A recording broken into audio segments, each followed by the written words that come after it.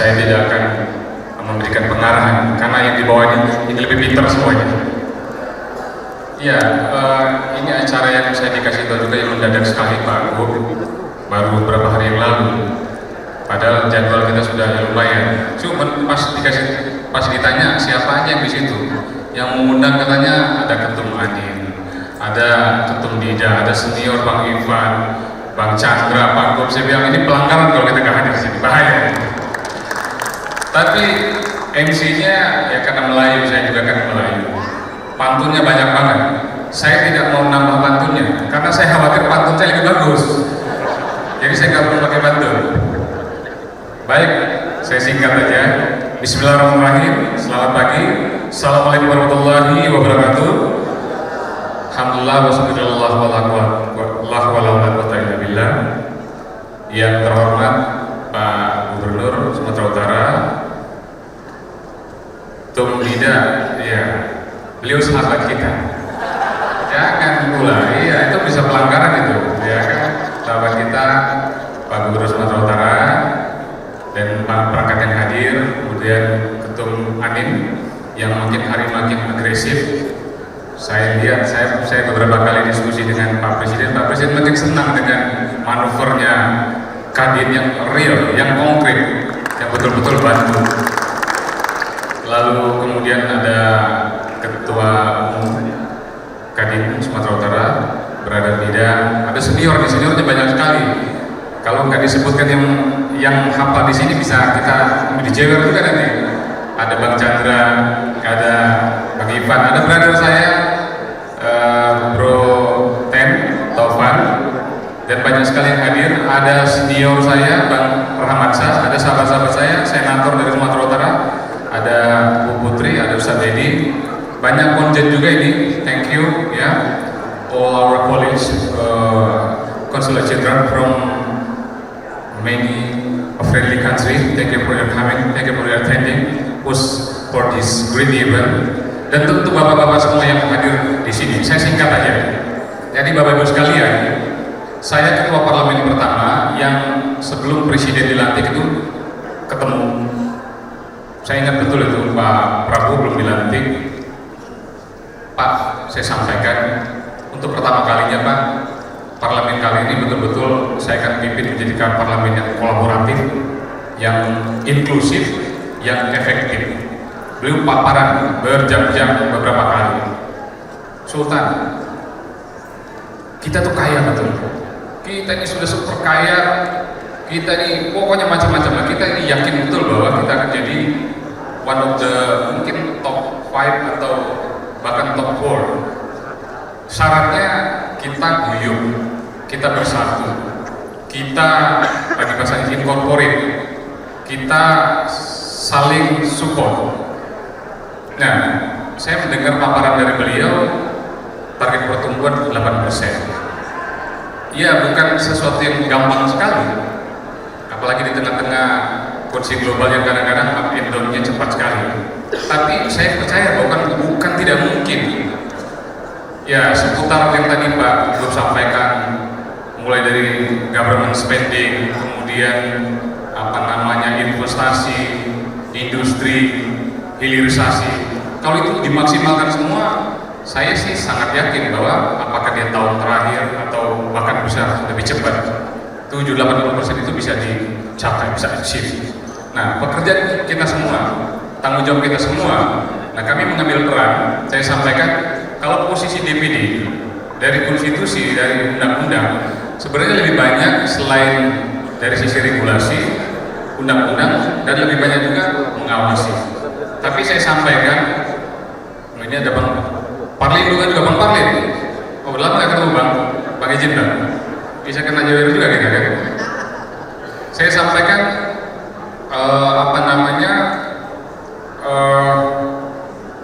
dari sisi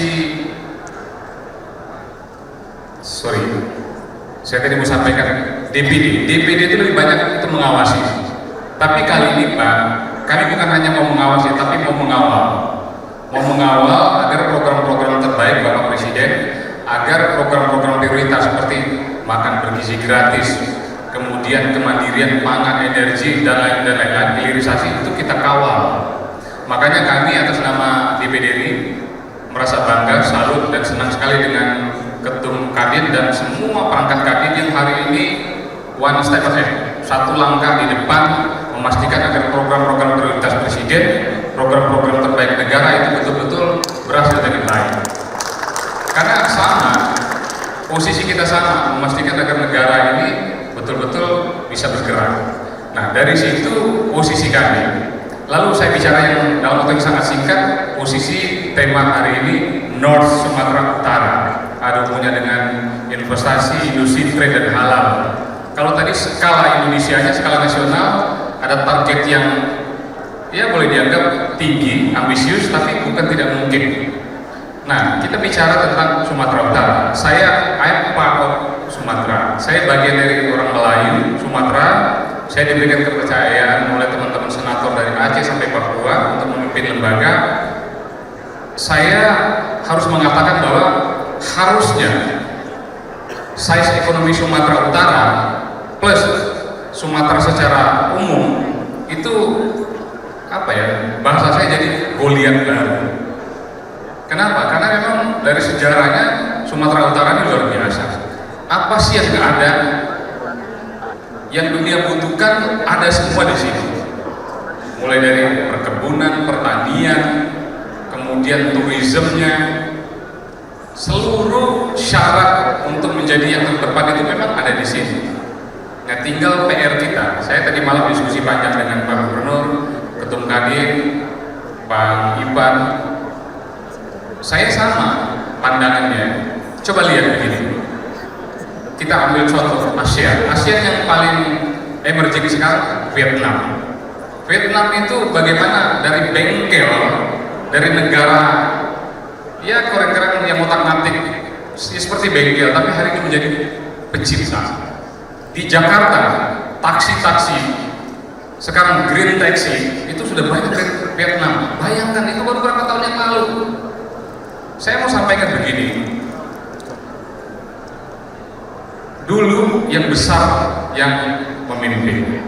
Saya pastikan shifting. Saya pelajari betul. Ini shifting. Sekarang itu bukan penting besar, seberapa besar kita, tapi seberapa lincah dan cepat, seberapa inovatif, seberapa adaptif. Itu yang saya lihat yang akan jadi champion. Jadi kita jangan betul bangga dengan kebesaran kita, dengan jumlah kita, dengan kuantitas kita, kalau justru secara kualitas atau secara kelincahan kita kalah. Nah, Sumatera Utara, Sumatera secara umum sudah besar. Kalau kita shifting lagi dari kebesaran, dari kuantitas itu menjadi kualitas, menjadi kelincahan, menjadi lebih inovatif, lebih produktif, lebih adaptif, saya sangat yakin bahwa Sumatera Utara yang tadi disampaikan itu jadi hub baru. Ada Belawan, mungkin yang memang sudah hampir over capacity, tapi ada KIK baru yang saya lihat, ya, yang itu akan tumbuh terus. Ada offering dari gubernur yang free land charge. Itu buat saya sebagai pengusaha juga, wah ini opportunity. Nah, artinya bagaimana Sumatera Utara memastikan bahwa yang sudah given di sini, yang Tuhan kasih, yang begitu banyak, CPO, sawit, kopi, jagung. Nah, di situ Pak Gub, saya diskusi dengan Pak Menteri Pertanian sering sekali beberapa waktu belakangan. Baru mau akan dimulai hilirisasi di bagian pertanian. Dan itu sebenarnya potensi dan peluang yang luar biasa. Karena penyumbang PDB terbesar kita itu dari pertanian. Dan ini yang bukan terlambat sih, yang harusnya dulu-dulu. Nah, ini sekarang kita mulai. Pak Jokowi kita nggak tahu infrastruktur dibangun, tinggal kita nikmati. Nah, Presiden Prabowo sekarang justru udah tepat, on the track kita. Infrastrukturnya sudah bagus, ya udah kita isi nih. Bagaimana memanfaatkan infrastruktur sekarang itu dengan men-speed up, mempercepat semua potensi yang sebenarnya sudah ratusan tahun. Mohon maaf teman-teman dari luar negeri, memang kita banyak diperalat, banyak dibodohi, banyak dimanfaatkan sama teman-teman dari asing. Bayangkan spicy, rempah-rempah dari Sumatera Utara sampai ke bawah, sampai ke Lampung. Saya pernah hitung, itu jalur distribusinya luar biasa. Di sini ada Kampung Bahrus yang zamannya dulu itu salah satu yang terbaik di dunia. Kenapa guys sudah mulai lagi? Sama seperti kemarin Sumatera Barat, ada Gambir. Gambir itu ternyata mentahnya diekspor ke India, dimakan setiap hari dengan miliaran orang.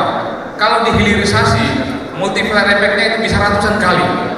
Nah ini potensi, ini peluang. Bahkan saya berpikir, saya menangkap pesannya Pak Agung dengan Pak Anit dan Pak Ivan. Kita harus berpikir bagaimana Sumatera incorporate, tapi bukan dalam kesan atau dalam pesan yang lain, tapi semacam Sumatera Investment forum atau semacam Sumatera Investment. Kita bikin koridor investasi baru. Bagaimana mengintegrasikan dari Aceh sampai ke Lampung. Nah, siapa yang mau pimpin? Kalau tidak ada yang mau pimpin, ya sama-sama. Makanya karena tidak ada lagi one man show, yang ada kolaborasi.